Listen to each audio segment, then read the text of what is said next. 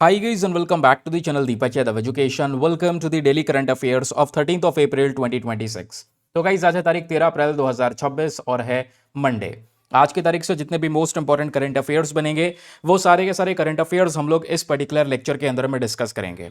आपको पता है रोजाना सुबह सुबह 5:30 बजे आपको ये पर्टिकुलर वीडियो मिल जाता है जो आपके एग्जामिनेशन के लिए सुपर डुपर इंपॉर्टेंट रहने वाला है। ये वीडियो बिल्कुल क्रिस्प होता है, nothing more nothing less series हम इसको कहते हैं, जहां पर कुछ भी इंपॉर्टेंट चीजें ना ही आपकी छूटेंगी और ना ही यहां पर दोस्तों कुछ फालतू की चीजें आपको सेशन के अंदर में मिलने वाली है। आपके पास में टाइम की कमी है, करंट अफेयर्स कवर करने हैं, आप one of the best video के अंदर में प्रेजेंट है। शुरुआत करते हैं। लेक्चर का पीडीएफ वगैरह अगर आप लोग को चाहिए, एक शानदार सा पीडीएफ आपको जनरेट करके दिया जाता है जिसमें हर एक इंपॉर्टेंट इंफॉर्मेशन और भविष्य में रिवीजन का जुगाड़ भी बनाकर दिया जाता है। फिर लास्ट में प्रैक्टिस क्वेश्चन भी मिलेंगे जिसको आप लोग प्रैक्टिस कर पाओगे कि भाई सेशन में क्या क्या सीखा है। ये पीडीएफ मिलेगा कहां पर? टेलीग्राम पर जाना, वहां पे जाके सर्च बॉक्स में लिखना दीपक यादव एजुकेशन यूपीएससी, आपको ये वाला चैनल मिल जाएगा। 78,000 से ज्यादा लोग जुड़ चुके हैं। आप भी जाओ फटाफट जाकर चैनल को ज्वाइन कर लो। चैनल का लिंक भी आपको नीचे डिस्क्रिप्शन बॉक्स में मिल जाएगा। ओके चलिए फिर शुरुआत करते हैं आर्टिकल नंबर 1 के साथ में। This article is very very important for your GS paper number 1 geography section and GS paper number 3 economy. हम बात कर रहे हैं दोस्तों एक इंपॉर्टेंट मेटल के बारे में विच इज एल्यूमिनियम। और ये जो एल्यूमिनियम है ये क्या है, ट्रांजिशन मेटल्स कौन से होते हैं, नॉन ट्रांजिशन मेटल्स कौन से होते हैं, ये जानने को मिलेगा। बिकॉज एल्यूमिनियम जो मेटल्स होते हैं ये भी हमारे ट्रांजिशन मेटल्स ही होते हैं, इस बात को याद रखिएगा। लेकिन क्वेश्चन यह है कि सर हम करंट अफेयर कवर कर रहे हैं, ये तो बताओ न्यूज में क्यों है, आखिरकार इसको कवर क्यों किया गया है। तो आपके सामने दोस्तों यहां पर यह कारण प्रेजेंट किया गया है। एक नई रिसर्च आई है और उस नई रिसर्च के अंदर में पता चलता है कि aluminium can mimic transition metals. जो एल्यूमिनियम होता है वो हमारे ट्रांजिशन मेटल्स की कॉपी कर सकता है। अब कैसे transition metals? For example palladium हो गया, रोडमियम हो गया, उसके अलावा प्लैटिनम हो गया। तो इन ये इंपॉर्टेंट मेटल्स हैं जिनकी कॉपी कर सकता है, मिमिक कर सकता है एल्यूमिनियम। इस वजह से यहां पर ये चर्चाओं में। तो कहोगे अरे कॉपी कर लिया तो कौन सी बड़ी बात है? भाई बड़ी बात यह है कि पैलेडियम, रोडियम, उसके अलावा प्लैटिनम, ये बहुत ही ज़्यादा महंगे मेटल्स हैं, बहुत ही एक्सपेंसिव हैं, बहुत ही ज़्यादा रेयर है। जबकि एल्यूमिनियम इन मेटल्स के कंपैरिजन में चीपर है, सस्ता है और भरपूर मात्रा में अवेलेबल है।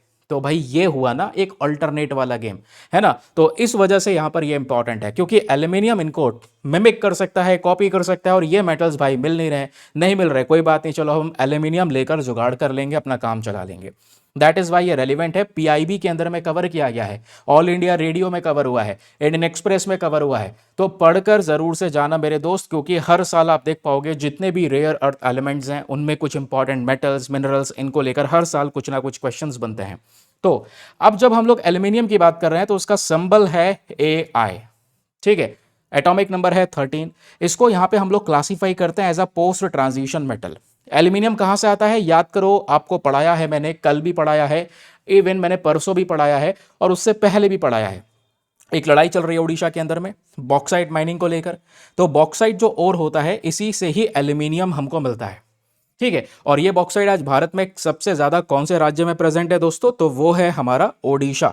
तो आज हमारे कंट्री का लगभग 44% के हिसाब से, कितना? 44% हमारे कंट्री का, याद रखिएगा हमारे देश का 44% जो ये बॉक्साइट है वो ओडिशा के अंदर में प्रेजेंट है। क्लियर हो गया? अब आगे की बात सुनो। आगे कहता है एल्यूमिनियम के प्रोडक्शन के बारे में। तो एल्यूमिनियम के जब प्रोडक्शन की बात करेंगे तो दो मेन इंपॉर्टेंट स्टेप्स आपको इसके अंदर में देखने को मिल जाते हैं। और एल्यूमिनियम बनता कैसे है? इन दो प्रोसेस के जरिए। ये तो आपको पता चल गया जी, बॉक्साइट ओर है, बॉक्साइट ओर से हमको एल्यूमिनियम मिल रहा है। दूसरी चीज है दोस्तों कि इसका प्रोसेस, पहला प्रोसेस कहलाता है bears process and second one is hall Harold process. Examination में आप लोगों से क्वेश्चन बन सकता है, आपको पता होना चाहिए। ठीक है, एग्जामिनेशन में दे सकता है कि बताओ बेयर प्रोसेस और हॉल हेरोल्ड प्रोसेस ये किस चीज को फॉर्म करने में या किस चीज के प्रोडक्शन में हेल्प करता है। तो एल्यूमिनियम के प्रोडक्शन में ये दो इंपॉर्टेंट प्रोसेसेस होते हैं जिनको फॉलो किया जाता है। ठीक है, बेयर प्रोसेस में जब आप लोग देखोगे तो बॉक्साइट, सोडियम हाइड्रोक्साइड, है ना, इससे हम मिलाते बनाते हैं एल्यूमिनियम हाइड्रोक्साइड। फिर इसको हीट किया जाता है, इसका कैल्सिनेशन होता है जिससे एल्यूमिना बनता है। हॉल हेरोल्ड प्रोसेस में देखोगे तो यहाँ पर एक इलेक्ट्रोलिटिक रिडक्शन किया जाता है एल्यूमिना का। अब देखो इसमें ना कोई बहुत विस्तार से जाने की जरूरत नहीं है, जैसे दूसरे वाले प्रोसेस में भारी मात्रा में इलेक्ट्रिसिटी चाहिए, हाई एनर्जी इंटेंसिव की रिक्वायरमेंट होती है, ये सब आपको जानने की जरूरत नहीं है। इतना याद रखना कि हाँ भाई, दो प्रोसेस हम लोगों ने पढ़े थे, एक पढ़ा था बेयर प्रोसेस और दूसरा पढ़ा था हॉल हेरोल्ड प्रोसेस, और दोनों के दोनों processes are very very important in the production of aluminium. That's it, game खत्म। अब एल्यूमिनियम की जब बात आती है तो एल्यूमिनियम क्या है, एक प्रकार का ट्रांजिशन मेटल। याद रखिएगा, जब मैं ट्रांजिशन मेटल की बात करता हूं दोस्तों, तो बहुत सारे इंपॉर्टेंट कैरेक्टरिस्टिक्स होते हैं of the transition metal. First characteristic जो हमको देखने को मिलता है वो है लोकेशन। देखो, जो ट्रांजिशन मेटल होते हैं, ये ट्रांजिशन मेटल और मेटलॉइड्स के बीच में प्रेजेंट होते हैं, स्पेशली ट्रांजिशन कह रहा हूं, पोस्ट ट्रांजिशन मेटल्स जो होते हैं, ठीक है, क्योंकि एल्यूमिनियम जो है ये क्या है, हमारा एक प्रकार का पोस्ट ट्रांजिशन मेटल्स की कैटेगरी में हमको ये देखने को मिल जाता है। इसको हम इसको क्लासीफाई करते हैं उस तरीके से। तो पोस्ट ट्रांजिशन मेटल कौन सी दो कैटेगरी के बीच में आते हैं, ट्रांजिशन मेटल और मेटलॉइड्स के बीच में आते हैं। प्रॉपर्टी क्या है, आप एल्यूमिनियम को देखो, एल्यूमिनियम कैसा है, सॉफ्ट है भाई, पकड़ के मोड़ दोगे, है ना, कैसे भी उसका शेप चेंज कर दोगे, मलिएबल है, डक्टाइल है, पीट पीट के उसकी शीट बना दोगे, कुछ भी यहां पर उसको एक शेप दिया जा सकता है, स्ट्रक्चर दिया जा सकता है, चेंज किया जा सकता है। तो एल्यूमिनियम में ये सारी की सारी प्रॉपर्टीज मिलती हैं या नहीं मिलती हैं, 100% मिलती हैं, यही इसमें प्रॉपर्टी पाई जाती है। तो जितने भी हमारे पोस्ट ट्रांजिशन मेटल्स होते हैं दोस्तों, इसमें खास बात यही है कि भाई ये जनरली बहुत ही सॉफ्ट होते हैं, इनका लोअर मेल्टिंग पॉइंट्स होते हैं, है ना, कम गर्मी में पिघल जाएंगे ट्रांजिशन मेटल के कंपैरिजन में। तो ये थोड़ा सा याद रखिएगा। तो पोस्ट ट्रांजिशन मेटल में कुछ एग्जांपल्स हैं आपके, एल्यूमिनियम, गैलियम, टिन और लेड। ये बहुत ही ज़्यादा इंपॉर्टेंट है एग्जामिनेशन के पॉइंट ऑफ व्यू से, आपको ये 100% याद रखने हैं मेरे दोस्तों, 100% याद रखना है, ठीक है। कि एल्यूमिनियम किस कैटेगरी में क्लासीफाई किया जाता है, क्या ट्रांजिशन मेटल में क्लासीफाई किया जाता है, सही मत लगा के आ जाना, क्योंकि इसको हम लोग क्लासीफाई करते हैं नॉट ट्रांजिशन मेटल, इसको क्लासीफाई करते हैं पोस्ट ट्रांजिशन मेटल के अंदर में। फिर क्वेश्चन आता है दोस्तों एल्यूमिनियम की कुछ इंपॉर्टेंट प्रॉपर्टीज के बारे में कि सर एल्यूमिनियम की रेलिवेंट प्रॉपर्टीज क्या क्या है। हार्ड है, स्ट्रॉन्ग है, सिल्वरी वाइट मेटल है, लो डेंसिटी यानी हल्का है ना, उसके अलावा थर्मल कंडक्टिविटी पाई जाती है, क्रोशन रेसिस्टेंस है यानी जंक वगैरह इसमें नहीं लगती, मलिएबल डक्टाइल जो मैंने आपको समझाया, इसका शेप स्ट्रक्चर जो है वो आप लोग चेंज कर सकते हैं, रिसाइक्लेबल है। ये भाई बहुत ही रेलिवेंट पॉइंट है। पता है एल्यूमिनियम में एक खास बात चीज़ क्या है, ये रिसाइक्लेबिलिटी, कि भाई एक बार यूज़ कर लिया है then we can recycle it. अब कैसे यूज, अब रिसाइकिल जब होता है ना तो दोस्तों, जो हमने शुरुआत में एल्यूमिनियम बनाया था, बनाने के लिए कितने सारे प्रोसेस लगे, दो प्रोसेस तो जस्ट अभी हमने डिस्कस किए। तो एल्यूमिनियम जब बनता है तो उसमें बहुत मेहनत लगती है, लेकिन रिसाइकिल करने में इतनी मेहनत नहीं लगती है। जो आपने प्राइमरी प्रोडक्शन किया है उसका केवल और केवल 5%, उसका केवल 5% आप एनर्जी लगाकर एल्यूमिनियम को दोबारा से रिसाइकिल कर सकते हैं। ये इसकी रिसाइकिलेबिलिटी का खेल है। ओके, तो आप लोगों से एग्जामिनेशन में पूछ लिया जाए, क्या बताओ एल्यूमिनियम को बनाने में, प्राइमरी प्रोडक्शन करने से कम मेहनत लगती है रिसाइकिलेबिलिटी में, तो बिल्कुल सही बात है, ठीक है। अब एल्यूमिनियम के एप्लीकेशंस के बारे में डिस्कशन हो रहा है कि भाई एल्यूमिनियम के जो यूजेस हैं वो कहाँ कहाँ पे होते हैं। सबसे पहले दोस्तों ट्रांसपोर्टेशन सेक्टर में, ट्रांसपोर्टेशन सेक्टर में हमारे एयरक्राफ्ट्स हो गए, ऑटोमोबाइल, शिप, रेलवेज, यहाँ पे हम लोग यूज़ करते हैं एल्यूमिनियम का। उसके अलावा यूटेंसिल, फॉइल, अप्लायंसेस, घर के अंदर जो सामान यूज़ हो रहे हैं, डोर, विंडो, क्लैडिंग, ठीक है, ट्रांसमिशन लाइंस हो गए। उसके अलावा स्ट्रेटेजिक यूजेस में डिफेंस, एरोस्पेस, न्यूक्लियर इंडस्ट्रीज, ये सारे के सारे वो रेलिवेंट फील्ड्स हैं, सेक्टर्स हैं जहां पर एल्यूमिनियम का बेहतरीन तरीके से इस्तेमाल किया जाता है। तो ये जो भी बातें मैंने आप लोगों को बताई हैं, बहुत ही इजी प्रोसेस के बेसिस पे आप इसको कभी भी कहीं पर भी रिवाइज कर सकते हैं थ्रू दीज रिवीजन पॉइंटर्स। ये छोटे छोटे रिवीजन पॉइंटर बनाकर दिखाए गए हैं। आप लोग को करना क्या है, वीडियो पॉज करो और फटाफट रिवाइज कर लो हाथों हाथ। जो भी आप कुछ पढ़ा है सब कुछ आपको इसी छोटे से पैराग्राफ में मिलने वाला है, ठीक है। तो इजी कर देगा आपकी प्रिपरेशन को। सेकंड करंट अफेयर या सेकंड टॉपिक जो है आज हमारे न्यूज़पेपर में, वो बहुत ही इंपॉर्टेंट मशरूम है, गुच्ची मशरूम। याद आ रहा होगा आप लोगों को कि यूपीएससी ने गुच्ची मशरूम को लेकर कुछ क्वेश्चंस पूछा हुआ है, शायद 2023 में ये सवाल पूछा गया था। अब आज हम लोग थोड़ा सा कवर करेंगे गुच्ची मशरूम के बारे में, लेकिन उससे पहले जितने भी लोग फर्स्ट टाइम चैनल पर जुड़े हो ना, मेक श्योर करो चैनल को सब्सक्राइब कर लो, ताकि डेली बेसिस पे सुबह सुबह 5:30 बजे ये एक बेहतरीन सा सेशन आपके सामने प्रेजेंट हो, जो आपके करंट अफेयर्स की प्रिपरेशन को बहुत ही ज़्यादा बूस्ट कर दे। फिर याद रखना 7:15 पे हम दोबारा मिलेंगे अपने द हिंदू न्यूज़पेपर एनालिसिस के साथ में।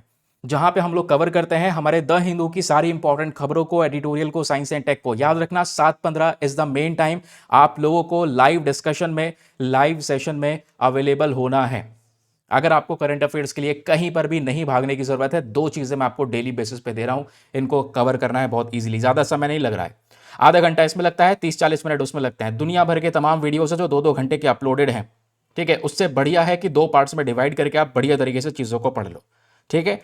अगला आर्टिकल यहाँ पे जो मशरूम के बारे में बात कर रहा है, हम लोग बात कर रहे हैं मोर्चेला मशरूम के बारे में। इसको गुच्ची मशरूम कहा जाता है। तो आइए डिस्कस करते हैं। सबसे पहले ये न्यूज में क्यों बना हुआ है। फर्स्ट टाइम इसको बहुत ही ज्यादा कंट्रोल्ड कंडीशन के अंदर में ग्रो करा गया है। कहां पर? श्रीनगर के अंदर में, जिस वजह से ये न्यूज में है। नहीं तो फिर ये मशरूम क्या होता है, नेचुरली ग्रो करता है, नेचुरली। ये बहुत ही रेयर है, एक्सपेंसिव है, बहुत महंगा है। रीजन ये है क्योंकि इसके अंदर में ढेर सारी मेडिसिनल प्रॉपर्टीज पाई जाती हैं, बहुत सारे रोगों को ठीक करने की क्षमता है इसके अंदर में, जिस वजह से ये थोड़ा सा महंगा होता है, याद रखिएगा। अब दोस्तों यहां पे जब आप इस फोटो को देखोगे, इन मशरूम के फोटो को देखोगे, ठीक है। अब जिनको ट्राइपोफोबिया है उनको तो थोड़ा अजीब सा लग रहा होगा, मुझे भी है, ठीक है। तो यहाँ पर थोड़ा अजीब सा लग रहा होगा बॉडी के अंदर में कि यार ये कैसा सा फोटो है, बट रियलिटी में मशरूम भाई ऐसा ही दिखाई देता है, ये वाला जिसकी हम बात कर रहे हैं, मोर्चेला मशरूम की। तो मोर्चेला मशरूम का यहाँ पर जो साइंटिफिक ग्रुप आपको देखने को मिल जाता है वो है एस्कोमाइकोटा। ये इसका एक साइंटिफिक ग्रुप है। अगेन याद रखने की जरूरत नहीं है, याद रखना इसका कॉमन नेम क्या है। मॉरेल्स है और गुच्ची है, ये इसका कॉमन नेम है जो इसका इस्तेमाल किया जाता है, ठीक है। या लोकल में कई बार हम इसको कंगईच के नाम से भी जान सकते हैं। तो ये मशरूम के अलग अलग डिफरेंट डिफरेंट नेम्स हमको देखने को मिल जाते हैं, ठीक है। किसी भी नेम से कोई क्वेश्चन बनेगा, you are ready to solve this question. अब ये मशरूम जाना जाता है अपने अलग से, बिल्कुल अलग अंदाज के फ्लेवर से। इसके अंदर में न्यूट्रिशन वैल्यू बहुत ज़्यादा है, और मैंने जैसे बताया मेडिसिनल प्रॉपर्टीज इसके अंदर में पाई जाती हैं। बहुत सारी दवाइयों वाली यहाँ पर जो क्षमता है वो इसमें पाई जाती है, जो अलग अलग प्रकार के रोगों को दूर कर सकती है। देन उसके बाद बात आती है habitat and the growth conditions की, कि भाई वो कौन कौन से रीजन है, वो कौन कौन सी जगह है जहां पर इन मशरूम को ग्रो किया जाता है। तो हैबिटेट की जब बात आएगी तो फर्स्ट वन इज, ये देखो, इन मशरूम को जो हम लोग ग्रो कर रहे हैं वो है हाई एलिवेशन फॉरेस्ट वाले इकोसिस्टम, जो थोड़े से ऊंचाई पर है। कॉनीफेरस फॉरेस्ट जो होते हैं, स्पेशली वो वाले जंगल जहां पे पेड़ जो मिलते हैं ना वो कोन शेप में होते हैं ज्यादातर, इसलिए उनको कॉनीफर फॉरेस्ट भी कहा जाता है, ठीक है। अब ये मशरूम एग्जैक्टली कहाँ कहाँ पे पाया जाता है? ऊंचे वाले एरियाज, ऊंचे वाले फॉरेस्ट जो ऊंची जगह पर प्रेजेंट हैं, एलिवेटेड फॉरेस्ट। ये कहाँ पर है? हिमाचल प्रदेश है, उत्तराखंड है, और जम्मू कश्मीर में देखने को मिलेंगे, जितने भी हमारे पहाड़ी इलाके हैं, ठीक है। सीजन की बात करेंगे तो नैरो रेनी सीजन के अंदर में ज्यादा बढ़िया तरीके से ग्रो करते हैं। लेकिन इनके बारे में जो सबसे इंटरेस्टिंग फैक्ट है, रटने वाली बात है, वो है भाई ये कि जनरली ये मशरूम कहां पर मिलेगा। अगर नॉर्मली, भाई इतना परेशान हमें नहीं होना है, नॉर्मली हमको ये मशरूम चाहिए तो उसके लिए हमें कहां पर जाना पड़ेगा, क्वेश्चन ये है। तो उसके लिए दोस्तों यहां पर आर्टिकल कहता है जितने भी लकड़ियां हैं, लकड़ियां जो सड़ रही हैं, पत्ते जो खराब हो रहे हैं, ह्यूमस सॉइल है उसके अंदर में पाया जाता है। सड़ती हुई लकड़ी, लीव्स और ह्यूमस सॉइल के अंदर में ये जो मशरूम है ये ग्रो करता हुआ नजर आता है, ठीक है। क्लियर हो गया, समझ में आ गया। एंड एक बात और बताई जाती है कि भाई इसकी जो ग्रोथ है ना उसको प्रिडिक्ट नहीं किया जा सकता, कि भाई जिस जगह पे ये निकला है अगले साल भी यहीं पर ये मशरूम निकल कर आएगा, ऐसा हम लोग कह नहीं सकते। May not grow in same place in the next year, ऐसा कोई दावा नहीं किया जा सकता। कलर और स्ट्रक्चर ऊपर आप लोगों ने देख लिया है, थोड़ा सा येलोइश कलर का है, इसमें छोटे छोटे आपको गड्ढे देखने को मिलेंगे, और ये मशरूम नीचे एक वाइट स्टेम के साथ में जुड़ा हुआ होता है। ओके, क्लियर हो गया। इकोनॉमिक इंपॉर्टेंस भाई रेयर है, टेस्ट थोड़ा अलग है, उसके अलावा मेडिसिनल वैल्यूज इसके अंदर में देखने को मिल जाती है हमको। That's it. कभी भी रिवाइज करना है ना, इतना सा पढ़ लेना। ये आपको, एक सेकंड रुको, ये क्या हो गया?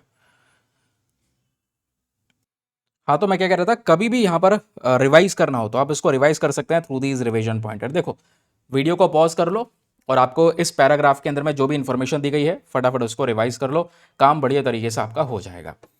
नाउ हमारे पास में आता है अगला बहुत ही ज्यादा रिलेवेंट टॉपिक, जिसमें हम लोग डिस्कस कर रहे हैं ALH MK3 हेलीकॉप्टर के बारे में। Again a very very important topic. Question यहां पर यह आता है कि भाई ये खबरों में क्यों बना हुआ है, ये न्यूज में क्यों बना हुआ है।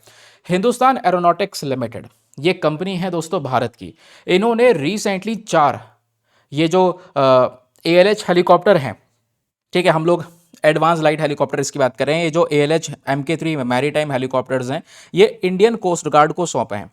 जो हमारे तट रक्षक होते हैं उनको ये सौंपा है, ताकि हम अपने समुद्र के अंदर में सिक्योरिटी के ऊपर, सर्विलांस के ऊपर में ज़्यादा बेहतर तरीके से काम कर सकें। दैट इज़ वाई यहाँ पर ये न्यूज़ में बना हुआ है।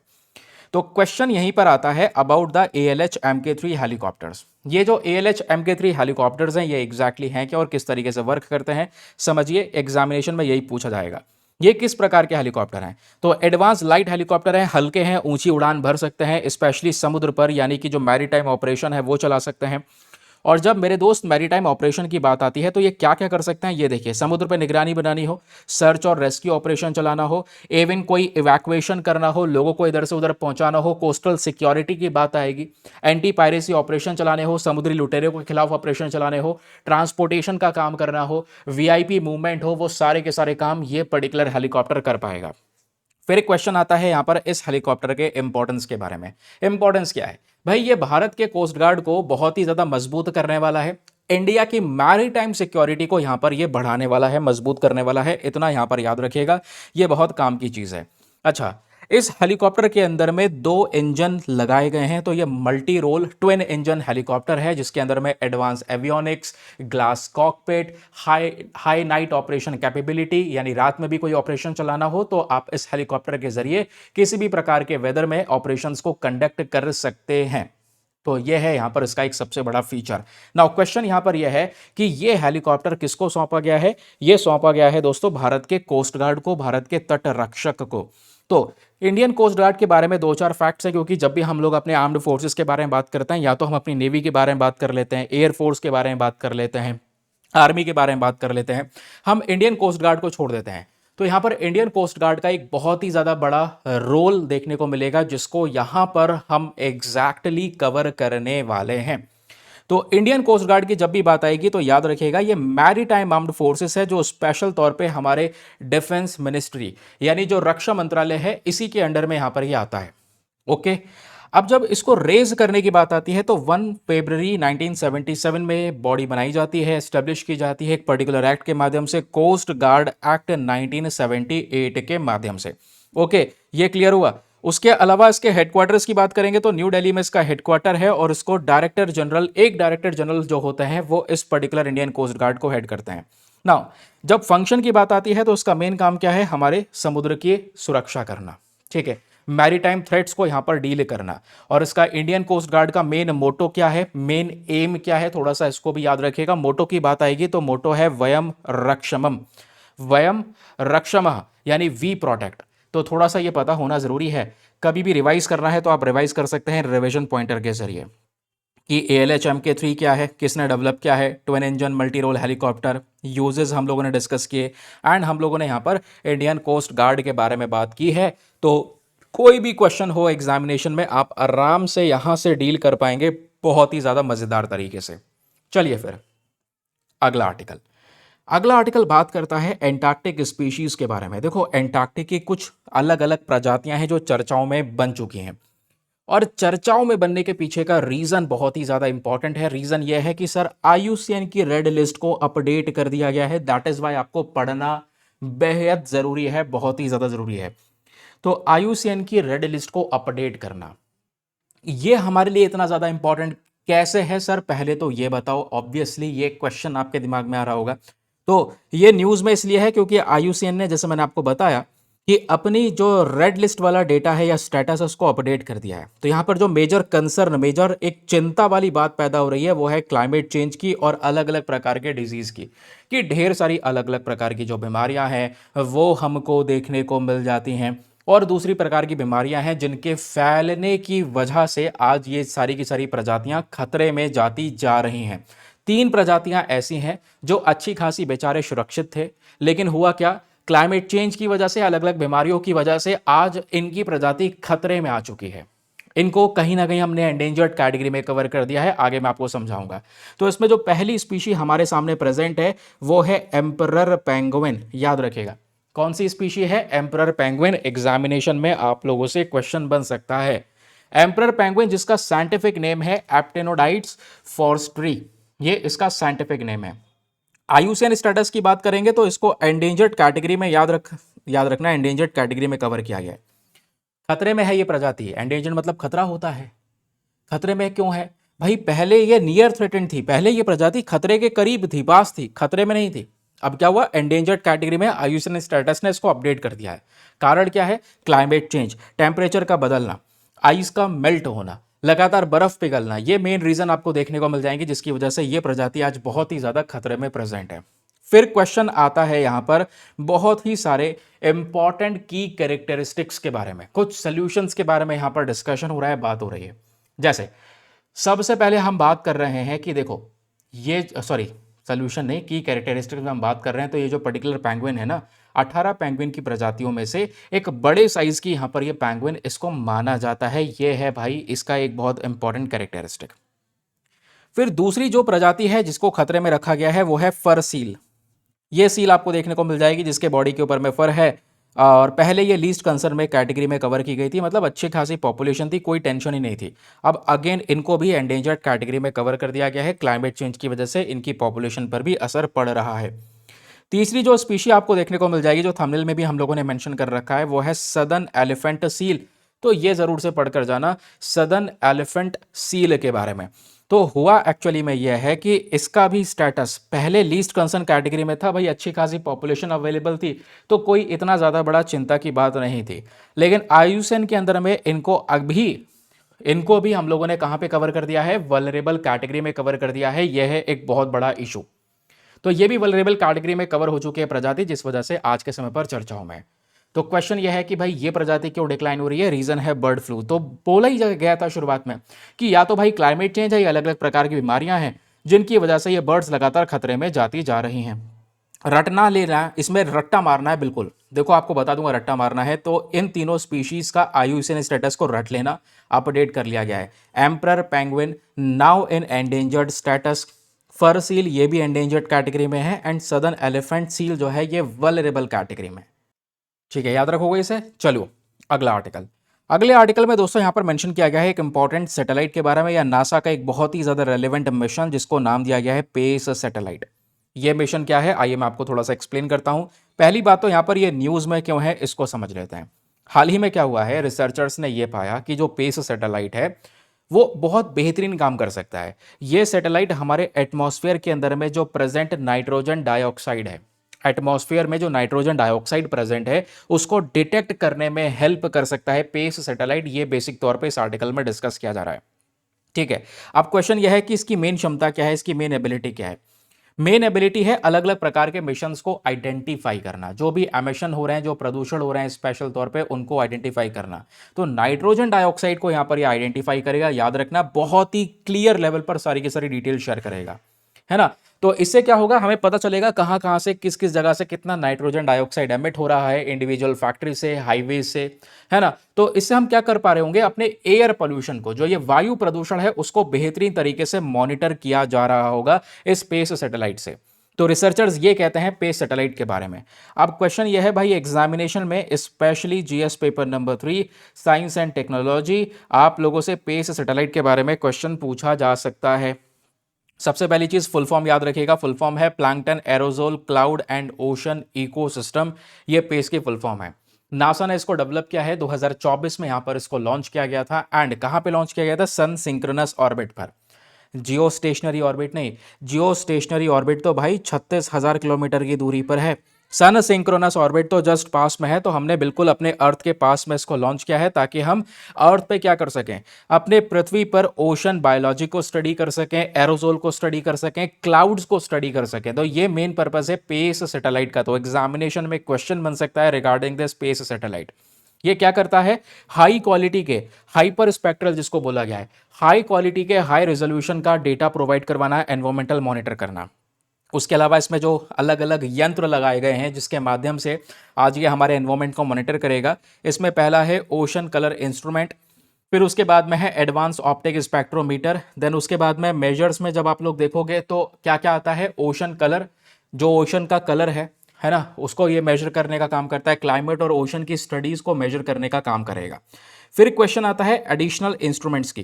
तो इसमें कुछ और भी डिफरेंट अलग अलग यंत्र लगाए गए हैं। उन यंत्र में सबसे पहला है स्पेक्स 1, दूसरा है हाप 2।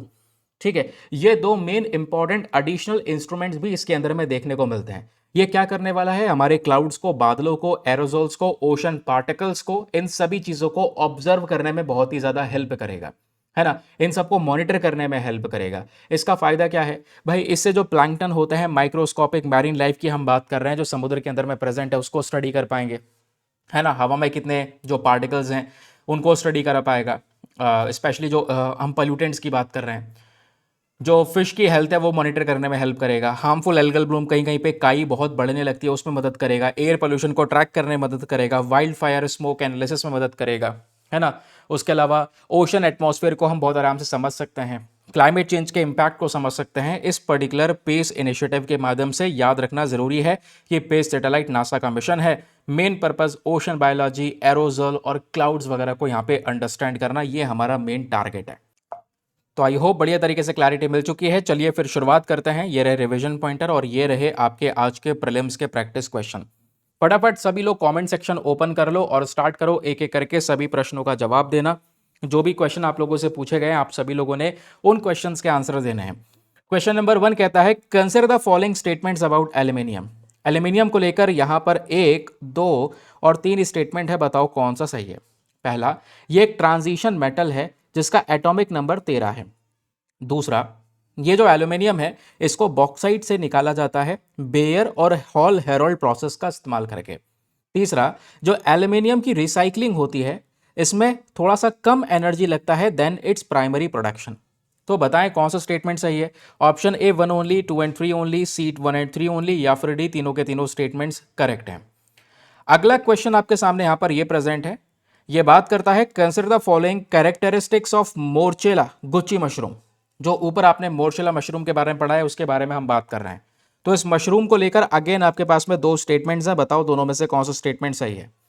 पहला कहता है कि ये जो मशरूम है ये अक्सर मिलता है डीकेइंग ऑर्गेनिक मैटर्स पे, जैसे यहाँ पर सड़ता हुआ लकड़ी हो गया, ह्यूमस हो गया, उस पे पाया जाता है। तीसरा, ये ट्रॉपिकल डेजर्ट रीजन्स के अंदर में मशरूम मिलता है। तो बताएं कौन सा स्टेटमेंट सही है। Option A 1 only, B 2 only, C दोनों सही है, या फिर डी दोनों के दोनों गलत हैं। नेक्स्ट क्वेश्चन हमारे सामने प्रेजेंट है।